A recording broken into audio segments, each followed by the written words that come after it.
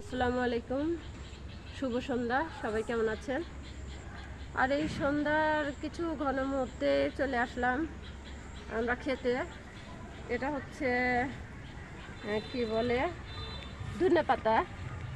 ধনে পাতা নিয়ে আসতে চলে আসলাম খেতে। ধনে পাতা দিয়ে বড়া ভাজবো। বড়া বানানোর জন্য কিছু ধনে পাতা দরকার। তো ধনে পাতা না হলে তো বড়া সত্যি মজা লাগে না।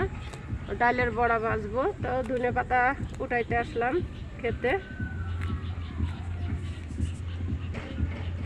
আর ডালের বড়া তো ধনে পাতা ছাড়া মজাই লাগে না।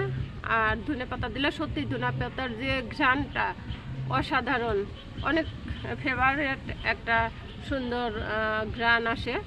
সেখান থেকে আমরা এই ধনে পাতাগুলো নেব, নিয়ে আজকে আলিপে বলছে ডালের বড়া খাবে।